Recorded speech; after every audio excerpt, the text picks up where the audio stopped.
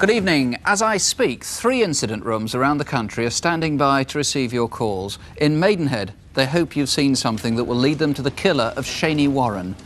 In Weston-super-Mare, police need to trace 70 potential witnesses to the murder of Helen Fleet. And in Stockport, detectives are looking for a rapist who's committed 6 offences in the last 3 months. As always, senior investigating officers are here too, and you can ring them live here in the studio.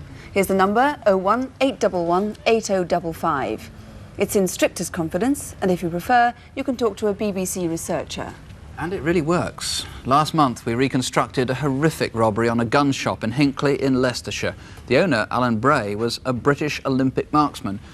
In one of the most callous crimes we've ever reported, once the robbers had tied him up and stolen guns and ammunition, they poured petrol on him and set him alight. In fact, he escaped with his life only because the fire eventually burned through the ropes that held him. Well over 100 calls came through that night, and next day one viewer rang the incident room direct with crucial information. That same evening, as a direct result, 2 men were arrested in Leicester, and 5 days later a 3rd man was found in Edinburgh. All 3 have now been charged with attempted murder and robbery. And incidentally, Alan Bray is still seriously ill under intensive care at Birmingham Burns Unit. Well, also last month, we showed a photograph of a solicitor, Peter Denby. He was once an aide to Enoch Powell and a friend of the former MP, Harvey Proctor. Detectives have been hunting him since June last year, when policemen in central London were held at gunpoint. They thought Peter Denby might have been driving the gunman's car. A Crimewatch viewer recognised our picture, and Peter Denby was arrested after a dawn raid on a home at Richmond in North Yorkshire. He has now been charged with conspiracy to assault, threatening a police officer and assisting an offender. Another appeal last month was for a man who carried out 3 robberies on 2 building societies in Essex. We showed pictures from a security camera, and no less than 3 prison officers rang separately with information. As a result, police have arrested and charged a man from Kentish Town in North London. No results to report yet following our other 2 reconstructions last month. Daniel Morgan was a private detective who was killed in the car park of this pub in South London. After watching our reenactment, a woman called and spoke to the detective in charge of the case. Superintendent Campbell has asked us to appeal to that woman to call again. She obviously did want to help, so please do call. It is in confidence, and the number is 01 811 8055, or you can call Sydenham Police Station, and that is 01 697 9497.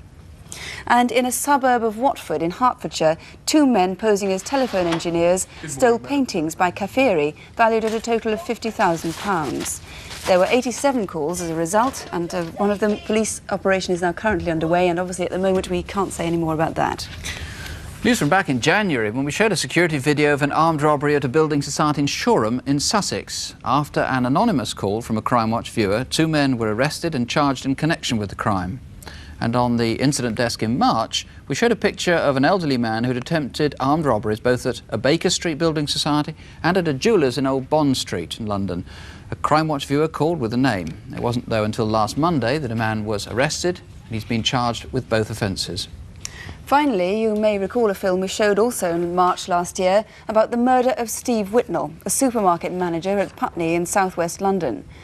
A fortnight ago at the Old Bailey, 1 man was jailed for life for Mr Whitnell's murder, and 2 others were each given 13 years for manslaughter. And I should say that the evidence for these convictions did not result from calls to Crimewatch, but at least 1 viewer did help to confirm the name and address of one of the robbers. Please now try to think back to what you were doing on the afternoon and the evening of Good Friday. Sometime on that first day of the Easter bank holiday, someone murdered a young woman by drowning and left her in a lake just outside Maidenhead in Berkshire. Now, you'll have read about it, the Shaney Warren case. It was one of those crimes that capture the front pages. In part, that was because Shaney was young, blonde and photogenic. But you may recall the headlines were fuelled by an unfortunate public suggestion by one detective that Shaney may have committed suicide, and that despite the fact Shaney had been gagged and bound hand and foot. In fact, the night before the murder, Shaney, far from suffering depression, had seemed positively happy. Good evening. On the Thursday before Easter, Roger Pell, an old boyfriend of Shaney's, had gone out with her for dinner in Maidenhead. They'd not met for several months. She'd rung him out of the blue, but they both enjoyed the evening and arranged to meet again. In fact, you can do it like this. She seemed as happy and relaxed as ever. I'll learn to master these, I will. Despite her late night, Shaney was up early on Good Friday and drove to Gerrard's Cross to her parents' home. She'd arranged to pick up an extension lead for her electric lawnmower. Shaney was 26, the youngest of 3 children. Her father, Joe, works from home.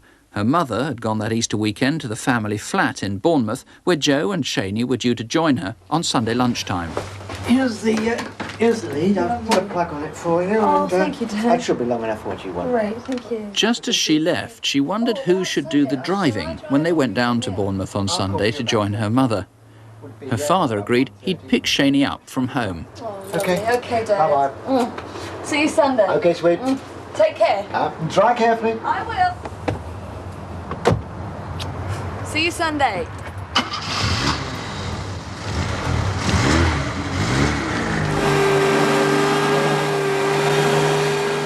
Shaney lived just 10 minutes from her parents at Stoke Poges near Slough. It took her till early afternoon to mow both the back lawn and the front. She planned to take the clippings to the compost heap at her parents' home. Shaney shared her house with 2 lodgers, Katie and Fiona. All 3 girls pottered round that afternoon, and Shaney seemed to have no firm plans for the evening. Well, I was tidying my room. It must have been about 6 o'clock in the evening. I glanced outside of the window and Shaney was putting the grass cuttings in the black bin liners into the back of her car. She got in the car and drove off down the close. Just as Shaney drove off, her mother phoned from Bournemouth but missed her. She never got the chance to speak to her again. 5 miles from Shaney's home at the Taplow Lake lay-by on the A4 outside Maidenhead. At about 10 to 7, someone saw a black car which seemed to be in difficulty. The lay-by is used regularly as an overnight truck stop. About 1:30, 1:45, I came into the lay-by from the far end. I saw the car, so I dipped my lights thinking it was a courting couple. Drove past it, reversed in behind it, and the car was still there. As I came to put a padlock on the back of my trailer, I noticed the door wasn't shut properly, but didn't think anything more of it, so I just went home then. The next morning, the driver, Donald Ward, returned to his trailer. It struck me as being odd that someone would leave an A-registered car with the door obviously not locked, but I assumed that it had broken down and that whoever owned it had gone for a recovery vehicle of some sort. But other than that, I didn't pay any great attention to it. Many Easter drivers may have stopped on this section of the A4. The lay-by is just 5 minutes from the centre of Maidenhead on the London side. If you did stop or even pass there, you might have seen the car. And the Paddington-Reading railway line also gives a good view of the lay-by. Some 50 trains went past here between 6 and 9 p.m. on that Good Friday. The car was still here the following afternoon. Me and my wife Carol was coming down this lane, Easter Saturday, about 2 o'clock-ish, 1:30, 2, and we saw the black Vauxhall. And the door was open about 1 to 2 inches. And we just rode past, and about 45 minutes later we turned round and came back, and the car was still there. At 6:30, a woman walking her dog discovered Shaney's body floating face down in the lake. She'd been gagged. Her feet had been loosely bound with her own tow rope. A jump lead was round her hands behind her back. The other jump lead, later found in the lake, had been fastened round her neck. Shaney died by drowning. Forensic tests have failed to establish time of death, but it seems likely she died on the Good Friday evening. When police examined the Cavalier, the driver's seat was reclined and a blank card in an envelope was on the floor. Shaney's lighter was on the passenger seat. In front, on the floor, were the empty grass sacks and her watch. And under the steering column was an Easter egg intended for Roger Pell. Nearby, in the undergrowth, they found Shaney's credit card holder, her tow rope bag, and a thank you card to Roger for the dinner on that Thursday night. When the police tried to move the car, they found it had gearbox problems. The Cavalier's shift selector had slipped, and it could only be driven in 3rd and 4th gear. The detective now in charge of the case is Superintendent John Childerley. Let's get this clear. We are now talking about a murder inquiry, not a suicide. We have always dealt with this as a murder inquiry from the very outset. Right. Now, there's no definite motive, is there? No, there is no injury to the body, there is no property that's been stolen, so there is no obvious murder. Yet there must have been thousands, literally thousands of potential witnesses. This is Good Friday, this is the A4. There must have been thousands of people driving up and down between, well, after the hour of about 6 p.m. on that Friday evening. Yes, and we are interested in anybody who drove past that lay-by from 6 p.m. on Good Friday evening. As you say, it was a very busy period. We would like particularly anybody who saw vehicles driving into or out of the lay-by to come forward, anybody who saw the black Cavalier in the lay-by, and anyone acting suspiciously in the area. Just so that people can get a fix on what that lay-by is, it's just the London side of Maidenhead. It's actually a road in itself, isn't it? In fact, it was originally the A4. It's the old A4, which has now been bypassed and consists of about 300 yards of old road. In particular, obviously you want anybody who has seen a car broken down there, anybody who went into that lay-by. There was a car seen broken down about a couple hundred yards away, wasn't there? Yes, there was a black saloon car about 200 yards Maidenhead side of the lay-by with the bonnet up and a man looking under the bonnet. We'd be interested to trace this man because this car may in fact have been Shaney's vehicle, or if it not, we want to eliminate it. Right. Now there are a whole series of other things. She may have well, she must have dumped the grass cuttings somewhere. Now, thousands of people would have dumped grass cuttings on Good Friday. They'll have been out mowing their lawns. Anybody who looked like Shaney, you want to trace? Well, Shaney was a very attractive young lady, a blonde 26-year-old, driving a very smart car, and the sort of person you would have looked at twice. We have no sightings of Shaney at present time from after she left home at 6 o'clock. She might, of course, have been seen making a phone call as well. That's a possibility. If the car broke down in that lay-by, there are 2 phone boxes about a quarter of a mile either side of the lay-by where she could have made a call. This is a replica of a fob and her keyring. These are missing, the original missing. They are indeed, and we would like to trace these keys. We've made a search of the lake and the surrounding area, and it may be that someone has come across these keys and disposed of them, or perhaps they even know somebody who's got them in their possession, and obviously we'd be very interested in that. John Childerley, thank you very much indeed. If you think you can help in any way, particularly if you've got any suspicions about anyone who acted oddly that night, it's Good Friday, remember. If you might have seen something relevant, if you have any thoughts, please don't just keep things to yourself. Our number, 018118055. This is live, so the detectives are here right now. Or you can ask for the Shaney Warren Incident Room on Slough 31282. That's 0753, the code for Slough, 31282. Well, next now is Incident Desk, where we invite the police to appeal to you directly. Here are Constable Helen Phelps and Superintendent David Hatcher. We start this month with a murder in central London. Alicia Lamoth was 26. She was from the Philippines and she'd been in England just over a year. She had several cleaning jobs, including one regular one at 33 Cork Street in Mayfair, where she normally started at 7:30 in the evening. At 8:30 p.m. on Friday the 8th of May, she phoned a friend to say she'd nearly finished and would be leaving soon. But just after 10, the fire brigade was called when smoke was seen pouring from the building. Alicia's body was found on the 4th floor. She died from colossal head injuries. Whoever attacked her took over £500 from the office and 2 small tape recorders. One was an Olympus like this. It had the serial number 220491, and the second was a G mark for recording telephone calls. Alicia's handbag and a pair of blue shoes with white rubber soles were also missing. Her handbag had about £45 and a London bus pass in it. Alicia's murderer may have all or any of these in his possession. If you've seen them, please call us. And if you saw Alicia arriving at Cork Street on Friday the 8th of May, or anyone leaving there between 8:30 and 10 p.m, then we'd like to hear from you.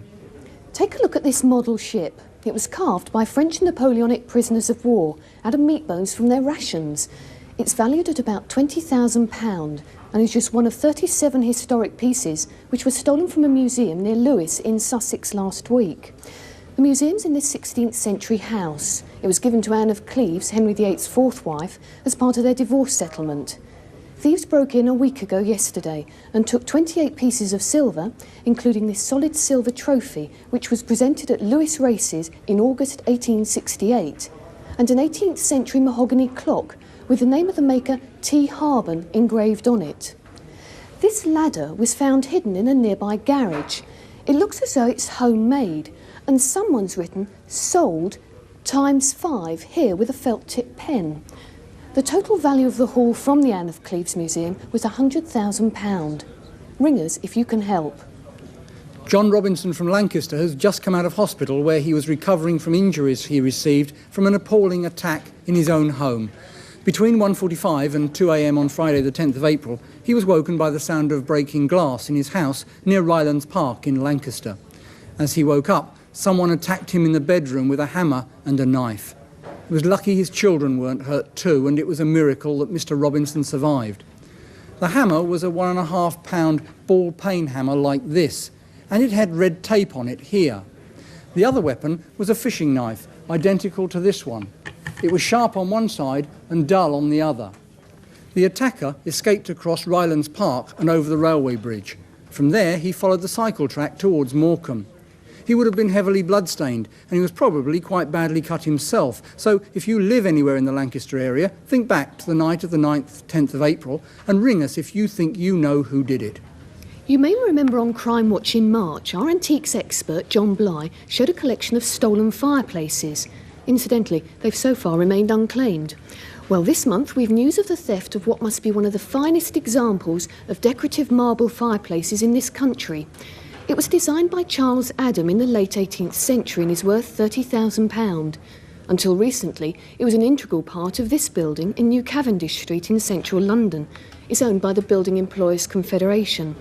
The thieves broke into the building through a sash window on the ground floor and incredibly chiselled the whole fireplace out of the wall. It weighs half a tonne, so they had to dismantle it and carry 9 huge pieces of marble out through the front door. We reckon there's now a lucrative trade in these classic marble fireplaces. So if you can help us find this one, please ring. Finally, some pieces of jewellery and silver which would only be worth a few pounds but must have been very precious to the people who lost them. Each one has a personal motto or mark. First, a golden wedding ring, which simply says, "With love, Charles." What about this cross? It looks like a confirmation gift. It says Maria Story, 9377. These silver christening spoons are both engraved with the name Astrid, and she must be 68 by now because there's a date on the back, 7th of December 1919. And perhaps this was a special Christmas present. It says, Mum, with love, Xmas 81. We've got some gold cufflinks with the initials OP on them, and some silver ones with J and F. This silver bracelet looks like an 18th or 21st birthday present. It's inscribed Dave, and on the back, Love Mum and Dad, July 1972. Now there's a set of spoons inscribed with something that looks like an S, and J.A. Dahl has lost his serving spoon. And finally, look at this miniature portrait of an 18th century gentleman. The name on the back is Thomas Moss. Be wonderful if any of his descendants rang us tonight. But do call us if you recognise any of these items. The number you must know it almost by heart, 01811 8055. That's 01811 8055. 6 weeks ago at Poynton in Cheshire, a 16-year-old girl was raped. It was only after she reported the attack that another woman came forward to say that she too had been raped only 6 miles away in Stockport back in February. Now, police there are now certain that the same man was responsible for both attacks, and they've since found evidence of 4 other attempted offences. It's quite clear that until this man is found, other women are at risk. In our reconstruction of one of the attacks, we show the way in which the man gains the confidence of his victim. We do that as a warning to women in the area and to build up a picture of the rapist. We've taken pains to protect the victim's anonymity using an actress who bears no resemblance to her and changing the location of her home. Saturday 21st of February, the Edgeley district of Stockport. At 7:45 that evening, a woman set out to go to a pub in Cheadle for a birthday party. It was a few minutes' walk via Dale Street to Edgeley Road. From the bus stop by Alexandra Park, she'd be able to get a number 371 to Cheadle Hulme. She got to the bus stop at about 8 o'clock. After a couple of minutes, a car came juddering round the corner from Dale Street, as if it was breaking down.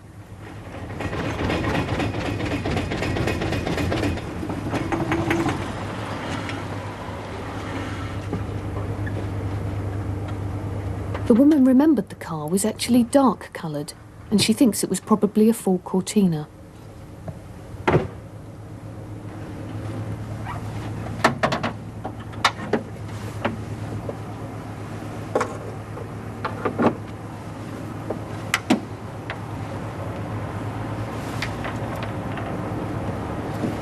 Excuse me, love. You don't know where the nearest garage is, do you? Oh, it's a bit further down on Edgeley Road. Oh, is it? It's just that I can fix it myself, you know. I just need someone to sit in the car and help me that way. You wouldn't mind, would you, love? Well, my bus will be here in a minute. I'll give you a lift if you like. Oh, no, I don't want a lift. No, I'll help you if you won't be long. Of course I won't be long.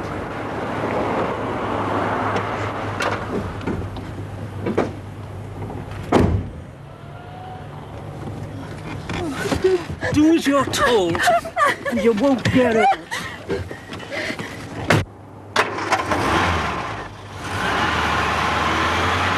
He drove her away down the Edgeley Road towards Cheadle.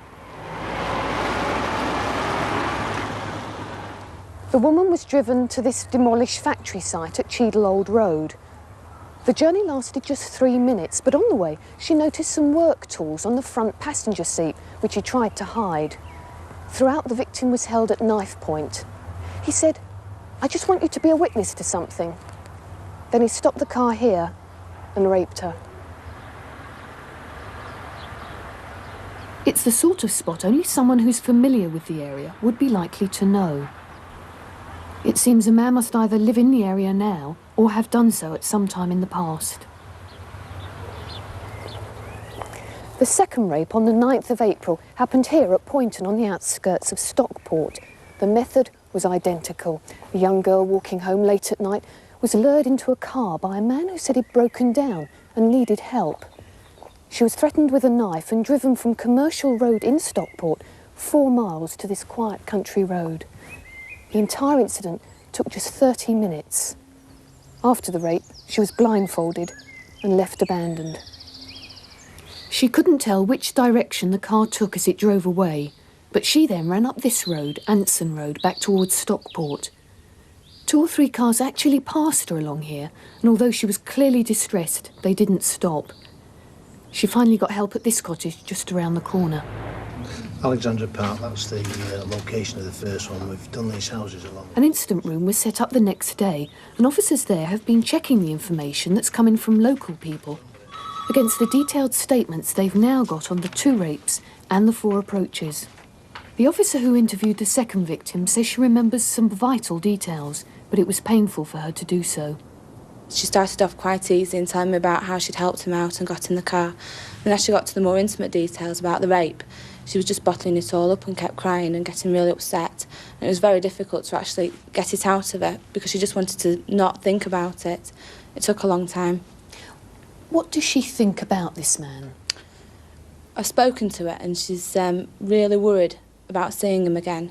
And first of all, she said that when she had to do the photo fit after the incident, actually seeing his face coming to life in front of her absolutely terrified her, devastated her. It's over a month ago since it happened. How is she coping with it now? On the surface, she seems to be coping with it very well. I think underneath, it's devastated her. And she's only 16 and she's a nice girl, and it's a lot to get over. Well, Daryl Waring, are you absolutely certain now that all these attacks and these 2 rapes were all by the same man? He's used the same technique on each occasion. There may be other women out there whom he's approached in the same way. If that is so, I'd like to hear from them. What has his method of approach been, in fact? He's brought the car to a standstill and simulated a breakdown, or he's parked the car in a side street with the bonnet up and made it look as if the car has broken down. So, as you said, the attacks have all been very close together. Perhaps if we could look at our micromap, you can tell me, first of all, where the 2 rapes took place. There's been a rape at Poynton in Cheshire, one about 8 miles away in Edgeley, Stockport, and a number of approaches within the Stockport district, within a radius of about 6 miles. And the 4 other attacks? They've all been approaches to women in the same manner. And there are motorways and main roads all round there. There's the M63 there and the M56. Are you absolutely sure he's a local man? I can't discount the fact that he could have come in from the motorways, but I'm minded with this particular case to look to a local man. And you've been given a very good description of him, so that's hopeful. Can you describe him for us to our video fit? Yes, he's about 25 to 35 years of age, 5'10" to 6 foot tall. He's moderate to athletic build, got a round face, and I'm particularly interested in his hair because I have reason to believe it's lightish brown and it's been streaked, and I understand that that streaking may have been done when he had his hair styled on the 9th of April. How do you know that? He was seen on the 8th of April by a woman whom he approached. On that occasion he was unkempt, his hair was unkempt. The following day when he committed the rape, the woman says that his hair was styled and it had been streaked. So maybe local hairdressers might recognise him? Yes, if there is a local hairdresser who remembers this man and having styled his hair, I'd be keen to hear from her. Now, one of the victims describes seeing an assortment of tools on the front passenger seat of the car.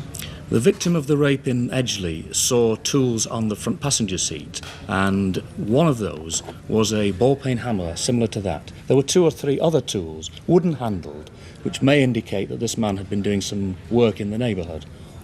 Right, and he had dirty fingernails, and so he could maybe have been a mechanic, because there are certainly different descriptions of the car he was driving. That's right. On that occasion he did have fingernails which indicated he may have been doing some manual work. Right, and there was a sticker in the front windscreen, as we could have a look at. That was the car that the victim thought he was the first victim. The sticker, in fact, was in the windscreen of the rape at Poynton, the car that was used on the rape at Poynton. That was in the centre of the windscreen, at the base, close to the dashboard. The sticker was in a very unusual position and may, in fact, have obscured his view as a driver. Because most victims thought they saw a sort of hatchback car. That's right. The hatchback type of vehicle is the type I'm interested in, a small Fiesta style. And maybe with a sticker in the front windscreen. Yes. Now, the most recent victim lost 3 rings in his car. If we could have a look at those. You brought them in. Yes, she removed from her fingers these 3 rings, or rings similar to these rings, because she thought that she may be robbed. She secreted these under her sleeve, but of course in the events that followed, they may have been shed into his car. If anybody has been offered rings of this kind, or knows of anybody who's acquired them recently or been sold them, I'd be anxious to hear from them. So you feel somebody around the Stockport area must know this man? I'm confident that some mother, some wife, some girlfriend has a good idea who this man is, and I'm anxious to hear from that person before he humiliates any other woman. Well, if you can help in any way, and particularly if you have any suspicions as to who that man is, please do call us here on 01 811 8055, or you can call the detectives in the incident room, and that's on 061 855 4904. That's 061, the code for Manchester, 855 4904. Now, television's version of the Wanted poster, Crimewatch Photo Call. Tonight, 4 faces of people you might know or might have seen. Here to describe them, David Hatcher and Helen Phelps. First, we'd like you to look at this man. His name is Raymond Burge, he's 53 and he comes from Taunton. He may have information which could help us solve nearly 200 cases of deception in almost every county in the country. Gyrobank Transcash forms have been used to buy goods for up to £60. The forms are really only paying in slips, but shopkeepers have been conned into taking them as payment. The most recent case was in Grimsby just last week. We think Raymond Burge may be able to help us with our inquiries. If you've seen him or know where he is, ring us now. And do you know this man? He's pictured here robbing a Leeds Building Society in Prestwich, Manchester on the 19th of March when he produced a gun and demanded cash. His coat was dark blue and quilted. The hood seemed to be part of a separate dark blue cagoule, and his accent was local. But look again at his face, because we think that he was wearing a false nose. So don't let that distract you. If you can recognise him, give us a call. Now the face of a man who may be able to help with inquiries into the murder of 20-year-old Richard Henvey. He was stabbed to death in a fight at the Empire Ballroom in Leicester Square 7 weeks ago. 1,700 people were at Radio London's Soul Night Out that evening. The rather poor quality security video shows one man who hasn't come forward yet, but who police think could have important information.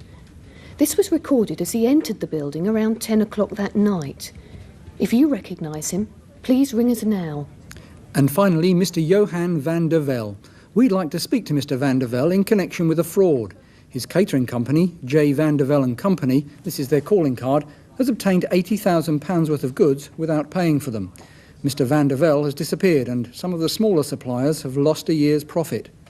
The picture shows him on stage. We don't know what the show was or where it was on, but perhaps the other actors who happen to be in the photograph may be able to help us find him. Mr van der Velde was last seen near Ware in Hertfordshire.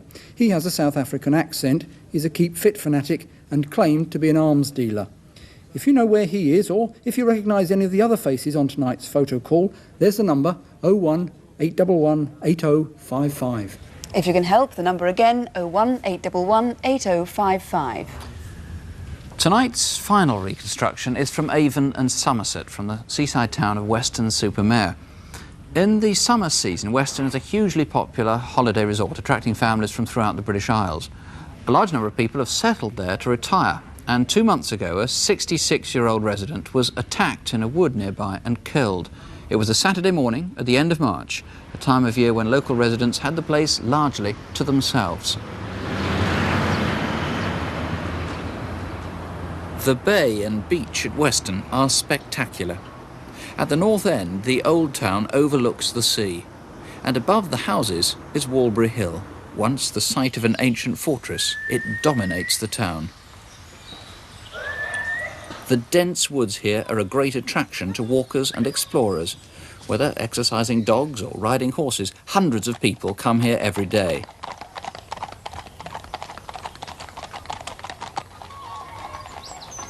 It's Saturday, March the 28th. Down in Weston, number 38 Osborne Grove. It's 9 o'clock in the morning, and Helen Fleet is preparing for the day. Windy weather seems to have turned around, but the London Weather Centre tell us that conditions will still be pretty miserable when the boat race starts in about 3 hours' time. Helen was 66 and enjoying her retirement in the house that she and her sister Betty had bought 4 years before. A new look at another cricket immortal, Dr. W.G. Grace, revealed in a new play called The Champion. But at 6 minutes past 9 o'clock, let's go down to now. Helen came originally from the north of England. She lived in Crewe until she was 18, just before the war. Helen joined the ATS and trained as a lorry driver. She then transferred to the Women's Royal Air Force. She fell in love with a Spitfire pilot who was killed in action over Italy. After the war, she married, but it didn't last. She married again, but 20 years ago was widowed. She found fulfillment when she took up a successful career organising trade exhibitions for an Oxfordshire engineering firm. In retirement, her greatest joy was her 2 small dogs. Wind veering round to northwest. They always say northwest is the Don't be a minute, loves. Can we go walkies? Be patient. Good boys. But is there any activity on the river at the moment? Morning, Helen. Hello, dear. Both crews have been out. They've gone back to their Made some tea. Will you be ready right after breakfast? Yes. Well, I'll drop you off on the way up to the woods. Helen intended to go to Walbury Hill to walk the dogs, but her sister wanted to go shopping for a blouse. Helen promised to drop her off and then pick up some bread they needed. And I might just buy you a couple of those donuts you're so fond of.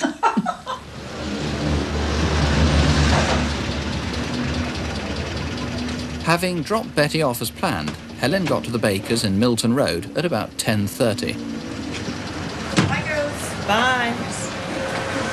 2 loaves and 2 of those lovely donuts, please. To Eileen Fowler in the shop, Helen seemed her normal, cheery self. Jam one? Yes, please.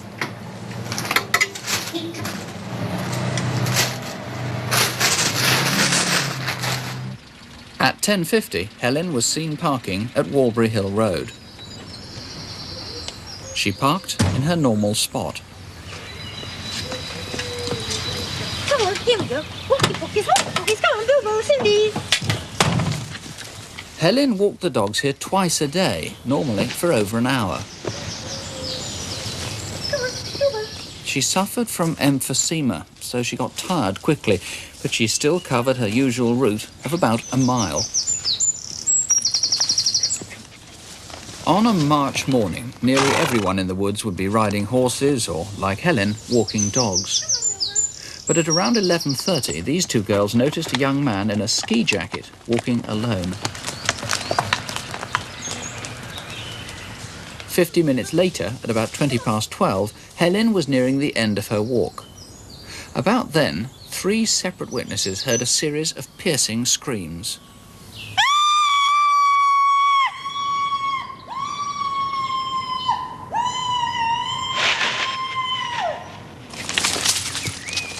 About the same time, below the woods, a boy almost fell over. He was running so fast down Prescott Close. 20 minutes later, a friend of Helen's, Sylvia Lewis, was starting her walk. As she let her dog off the lead, she saw Helen's two running free. Oh, hello, Cindy. Hello, Bilbo. Hello. Come on then. Hey, where's Helen then? Where's Helen?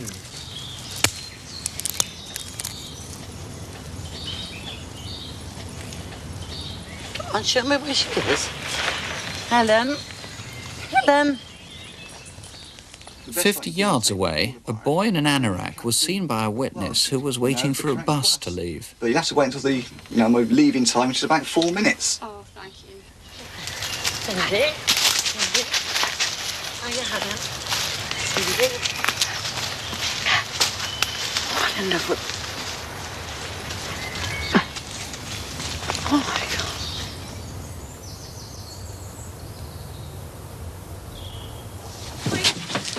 Wait a minute. Wait, please. Can somebody help me? It's my friend. She's lying in the wood. I think she's been attacked. All right, Please, could you come and help me? I'll come and see what I can do.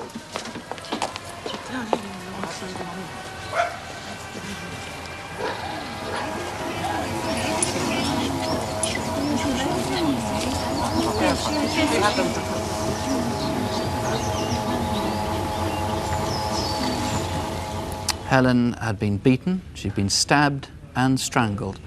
The investigating officer is Ray Sargentson. Not only a very, very violent attack on her, but apparently quite motiveless. That's right, a very vicious attack on a frail lady, totally unable to defend herself, who in addition to being stabbed, beaten about the body, was also strangled. Now, the great priority, obviously, is to find those young men in anorak, ski jackets or whatever, who were in the wood on that day, haven't yet been interviewed. Yes, indeed, yeah. It's Saturday the 28th of May. Obviously, all young people who were in that wood, anybody under the age of, 22, 23, should come forward. Yes, anybody in the wood, on the 28th of March, who was in the wood during the times of between 10:45 and 12:30 should come forward, with a large number of people that we haven't yet traced, who we know were in the woods during the time. I gather there's something like 70 people who are in the woods, you think, who haven't yet come forward. That's right. From other statements of other witnesses, they've told us of descriptions of persons walking dogs. We have not traced up to 70 people who are in the woods on the morning of the 28th of March. Right, and in fact, I know you're trying to trace another young man, and very badly needed him to come forward, who was seen 2 days earlier, on the Thursday. Yes, we traced a witness about the 6th week of the inquiry who spoke to the deceased 2 days before her death in Worldby Woods. He was asking the whereabouts of some of his workmen. He was driving a van? He was driving a van, and Mrs. Fleet was stood there, and nearby was a youth, and this is the only sighting we've ever got of the deceased with a single youth. She basically only spoke to other persons walking dogs. Right, this is about 4:10 on Thursday, 26th of March. Yes, that's right. Now, obviously, somebody may have suspicions about somebody. You've got a video fit, actually, a computer-enhanced video fit of that youngster who was seen 2 days before. We don't know that that guy has anything to do with the crime. You just want to eliminate him, yeah? Yes, certainly do. He's a very important witness. He's been seen speaking to the deceased, and we clearly do want to eliminate him from the inquiry. Somebody, of course, may be shielding someone. They may have suspicions about someone who acted oddly. Yes, the viciousness of the murder leads us to believe that somebody will be acting in an irrational or unusual manner, and we plead to anybody who knows any person, whether in their family or not, to come forward and supply us with the information. All right, incidentally, I might say that when we did that reconstruction, you heard all those screams, nobody rang the police and nobody came to investigate. Let me also say, incidentally, the 2 dogs have been found a good home. Don't ring us about that. But if you've any suspicions about who might have done this thing, terribly important you act quickly. Please do call us. You can speak to a BBC researcher if you prefer. The number, of course, 01811 8055, or dial the incident room at Weston-super-Mare 25411. That's 0934, the code for Weston-super-Mare 25411. Well, if you haven't been able to get through tonight yet, our lines have been busy, but please do keep trying. You can call one of the local numbers, they're all on CFAX 186, or write to us at Crimewatch UK, BBC Television, London W12 HQT. And I've just heard that on the case of the Stockport rapist, we understand there's been another rape in that area tonight. So that's vitally important, and we'll be keeping you posted on what's happened there. We'll be back with any more developments on tonight's cases in about an hour's time. Crimewatch update at 11:45. If that's beyond your bedtime, we know Crimewatch can be rather frightening. We have concentrated on some pretty awful crimes tonight, but thankfully, believe me, these serious events really are very rare, so don't have nightmares. Do sleep well. Good night. Good night.